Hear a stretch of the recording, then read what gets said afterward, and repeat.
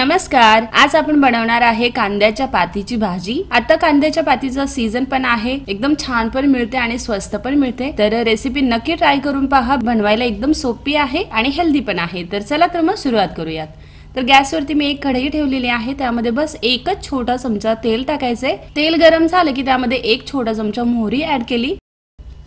बघा मोहरी छान तडतडायला लागलेली आहे। तरी यामध्ये मी ऍड केले आहे हिरवी मिरची आणि लसूणची पेस्ट म्हणजे मी एकदम बारीक याला चॉप करून घेतलेला आहे। हिरवी मिरची खूपच तिखट होती म्हणून मी 4च घेतल्या होत्या। जर कमी तिखटवाली हिरवी मिरची असेल तर थोडे जास्त टाकल्या तरी चालेल आणि हिरवी मिरची नसेल तर तुम्ही लाल मिरची पावडर पण ऍड करू शकता। हिरवी मिरची आणि लसूण आपल्याला छान असं फ्राय करून घ्यायचं आहे।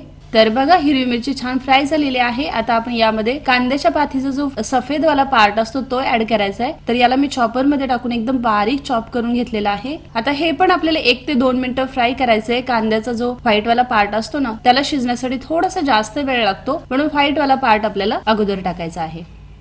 तर हे बघा बस 1 ते 2च मिनिटं मी कांदा फ्राय करून घेतलेला आहे। आता यामध्ये ऍड करायचे आपल्याला मीठ। तर चवीनुसार मीठ ऍड केलेलं आहे। त्याचबरोबर 1/4 टीस्पून हळदी पावडर आणि हाफ टीस्पून धना पावडर। कांद्याबरोबर हे मसाले पण आपल्याला फ्राय करून घ्यायचे आहेत।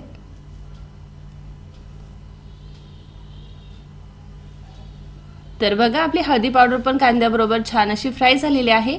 तर आता आपण इथं कांद्याची पात ऍड करणार आहे। तर कांद्याची पात ना छोटे छोटे कांदे असतात त्याबरोबर स्वच्छ धुवून रफली कट करून घ्यायचे आहे। तर तुम्ही इथे पाहू शकता मी एकदम रफली कट करून घेतलेला आहे। आणि आता इथे कांद्याची पात भरपूर दिसत आहे, पण ही भाजी झाली की त्यानंतर खूपच कमी बनते। आणि कांदा पात टाकल्यानंतर मी यामध्ये टाकलेला आहे 1/4 कप मुगाची डाळ। म्हणजे मूग डाळ फक्त स्वच्छ धुवून टाकायची आहे। याऐवजी तुम्ही हरभरा डाळ पण ऍड करू शकता, पण हरभरा डाळ टाकायची असेल तर ती 1 तास अगोदरच भिजत ठेवायची आहे, कारण हरभरा डाळ शिजायला थोडासा जास्त वेळ लागतो आणि मूग डाळ ना अगदी कांद्याच्या पाती बरोबर एकदम छान अशी शिजून निघते। तर आता आपल्याला हे छान मिक्स करून घ्यायचं आहे। ही कांद्याच्या पातीची भाजी ना एकदम कमी मसाल्यामध्ये बनते, पण तरीही खूप जास्त टेस्टी लागते। तर हे बघा मिक्स करता करताच कांद्याच्या पातीची भाजी कमी कमी व्हायला लागलेली आहे। जशी जशी कांद्याची पात सॉफ्ट होत जाते तशी तशी ही भाजी कमी कमी होत जाते। तर बघा इथे मूग डाळ, कांदा पात आणि जे आपण बेसिक मसाले टाकले होते ते सगळे छान असे मिक्स झालेले आहेत। तर आता आपल्याला याला ना 4 ते 5 मिनिटं शिजवून घ्यायचं आहे।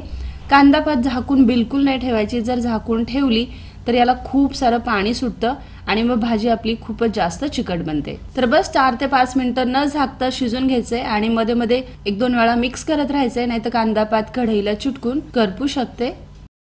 तर हे बघा कांदा पात मी 4 ते 5 मिनिटं शिजून घेतलेले आहे। 1-2 मिनिटाच्या अंतरावर मी याला मिक्स करून घेतलं होतं, म्हणजे कांदा पात आपली सगळ्या बाजूने छान शिजेल पण आणि कढईला चिकटणार पण नाही।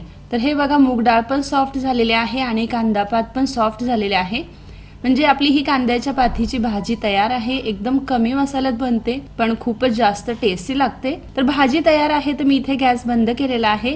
गॅस बंद केल्यानंतर एक छोटा चमचा परत तेल टाकायचे। कांद्याच्या पातीच्या भाजीमध्ये ना शेवटी कच्चं तेल टाकलं की ही अजूनच टेस्टी लागते।